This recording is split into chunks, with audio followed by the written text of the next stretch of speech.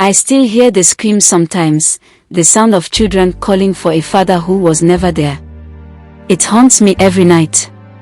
It all started when I watched Nkechi, an Igbo woman full of life and hope, get married to Chijioke. They had big dreams, a big family. 8 children in total, 7 boys and 1 girl. But the dream quickly turned into a nightmare. You see, Chijioke had autism, but nobody knew it back then. His parents thought he was cursed. They didn't understand him, and neither did anyone else. When he was younger, he would scream uncontrollably or stare off into space, but his parents would rush him to shrines, looking for answers from the gods. They believed he was possessed.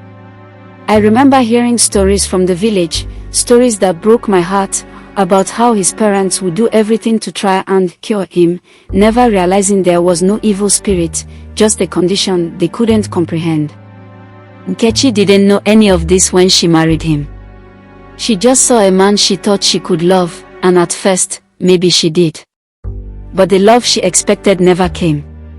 Chijioke wasn't able to express himself, to show her affection the way most husbands did. And it was more than just quietness, it was the disconnect, the isolation she felt even when they were together.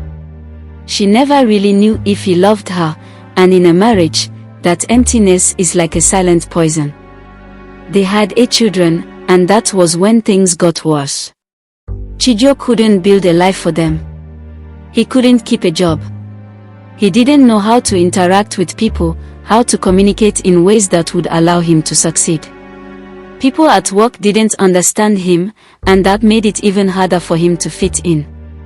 It wasn't that he didn't want to provide, he just couldn't. His mind didn't work like that. So Nkechi did everything. She worked long hours, took care of the children, and tried to keep everything together. But the weight of it was too much. Every day she woke up to children crying for food, and no matter how hard she worked, it was never enough. The house was always too quiet, too empty, because Chijioke was never there. He'd slip away, disappearing into his own world, and the children felt it. They missed their father. They wanted him, but he was never there to guide them, to teach them how to be men. They grew up in a house full of love from their mother, but they didn't have the strength a father's presence brings. Years went by, and Chijioke just left. He walked out one day without a word. Gone. I don't even think he knew how to explain it, or maybe he didn't care. It was easier for him to leave than to stay and fight through the confusion in his own mind. And Nkechi was left alone. Alone with 8 children who didn't understand why their father was gone, why he never came home. It wasn't just hard for her, it was hard for all of them. The children missed out on so much. They were growing up without guidance, without that strong fatherly presence. And that, I believe, affected them.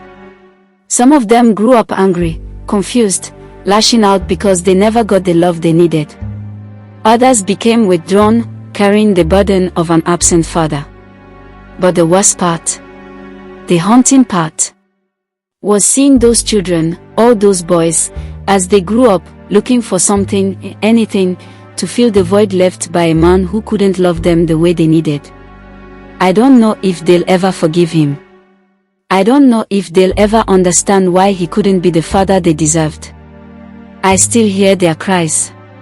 I still see the way Nkechi's eyes would look empty, tired, like she was holding the weight of the world on her shoulders, and yet, she kept going.